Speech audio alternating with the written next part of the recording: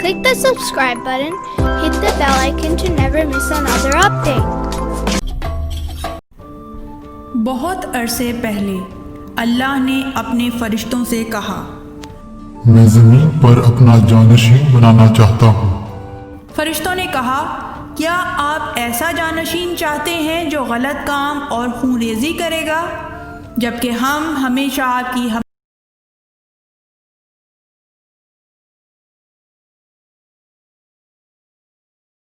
جو آپ ان کے بارے میں نہیں جانتے ہیں۔ پھر اللہ نے آدم علیہ السلام کو مٹی سے خلق کیا اور ان میں روح پھونکی۔ پھر اللہ نے فرشتوں کو آدم علیہ السلام کو سجدہ کرنے کا حکم دیا۔ تمام فرشتوں نے حضرت آدم علیہ السلام کے سامنے سجدہ کیا سوائے ابلیس کے۔ اللہ نے ابلیس سے پوچھا، تم میرے حکم کو کیوں نہیں سنتے ہو اور آدم کو سجدہ کیوں نہیں کرتے؟ ابلیس نے جواب دیا، کیونکہ میں اس سے بہتر ہوں۔ تو نے مجھے آگ سے پیدا کیا لیکن اسے مٹی سے بنایا۔ پھر اس نے مزید کہا، میں جانتا ہوں کہ شاید اس نافرمانی کی وجہ سے تم مجھے ختم کرنا چاہتے ہو، لیکن مجھے روز قیامت تک زندہ رہنے دو۔ اللہ نے اسے جنت سے باہر نکال دیا اور کہا، جو بھی تمہاری پیروی کرے گا وہ تمہارے ساتھ جہنم چلا جائے گا۔ اور ابلیس کو قیامت تک کے لیے مہلت دے دی۔ ابلیس بہت پریشان تھا۔ وہ لوگوں کو دھوکہ دینے اور جہنم کی گہرائیوں تک لے جانے کی مستقل سازش کر رہا تھا۔ اس نے اپنے دل میں کہا، میں اللہ کی قسم کھاتا ہوں کہ میں آدم کو جنت میں نہیں رہنے دوں گا، کیونکہ مجھے جنت سے باہر نکال دیا گیا ہے، وہ بھی وہاں نہیں رہ سکتا۔ اللہ جو کہ ابلیس کے منصوبے سے واقف تھا، حضرت آدم اور اس کے بچوں سے کہتا ہے کہ وہ ابلیس کے دھوکے میں نہ آئیں، ورنہ وہ جنت سے باہر نکال دیے جائیں گے۔ حضرت آدم جنت میں تنہا تھے اور اکیلا محسوس کر رہے تھے، لہٰذا اللہ نے حوا کو پیدا کیا۔ جب حضرت آدم نے حوا کو دیکھا تو بہت خوش ہوئے اور اللہ کی حمد و ثنا کی۔ اللہ نے ان سے کہا، تم جنت میں رہو، آزاد رہو اور کھاؤ اور جو چاہو استعمال کرو، لیکن اس درخت کے پاس نہ جاؤ اور نہ اس کا پھل کھاؤ۔ وہ کسی بھی جگہ پر جاتے جہاں وہ لطف اندوز ہونا چاہتے، لیکن ابلیس پرسکون نہیں تھا۔ وہ اپنی دھوکہ دہی کا منصوبہ بنا رہا تھا۔ ابلیس حضرت آدم علیہ السلام سے بدلہ لینے کا سوچ رہا تھا۔ اس نے اپنے آپ سے کہا، مجھے جنت میں داخل ہونا چاہیے تاکہ میں آدم اور حوا کو دھوکہ دے سکوں۔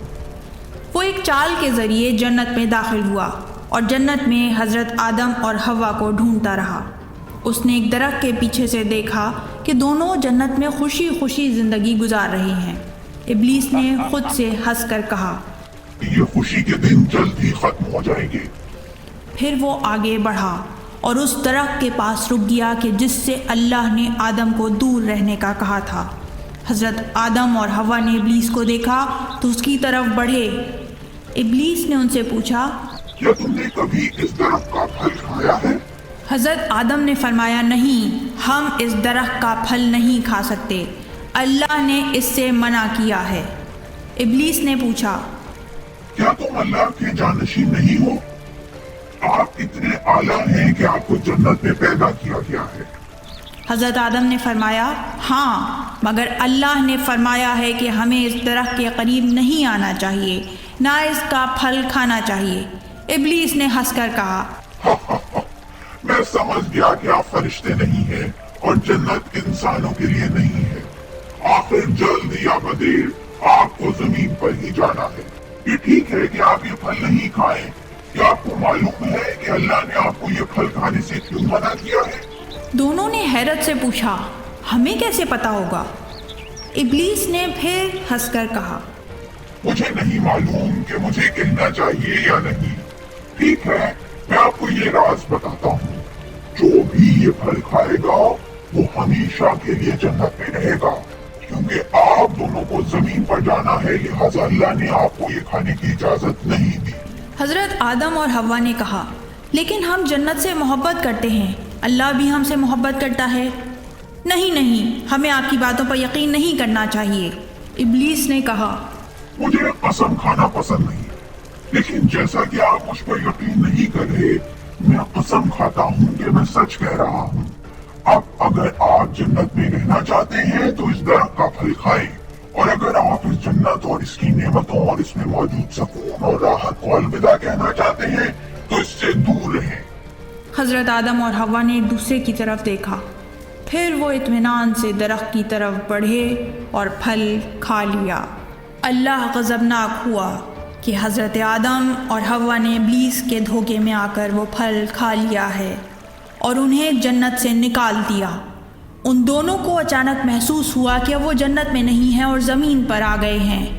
دونوں بہت روئے اور اللہ سے رو کے فریاد کی کہ ان کی غلطیوں کو نظر انداز کر کے جنت میں واپس بھیج دیں، لیکن رونا بیکار تھا اور وہ دونوں ہمیشہ کے لیے زمین پر رہ گئے۔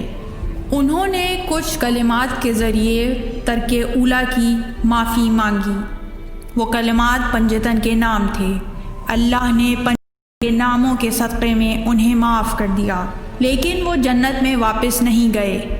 اس کے بجائے اللہ نے انہیں زمین پر رہنے کا طریقہ سکھایا، انہیں اپنے لیے گھر اور پناہ گاہ بنانا سکھایا، کپڑے اور اپنے آپ کو کیسے ڈھانپنا ہے یہ سکھایا۔ سب سے اہم بات، اللہ نے ان سے کہا کہ وہ ابلیس کی باتوں میں نہ آئیں اور اس کی چالوں سے دھوکہ نہ کھائیں۔ اللہ نے ان سے وعدہ کیا کہ اگر وہ اللہ کی مرضی کے مطابق زندگی گزاریں گے، اچھے کام کریں گے تو ایک دن وہ جنت میں ہوں گے۔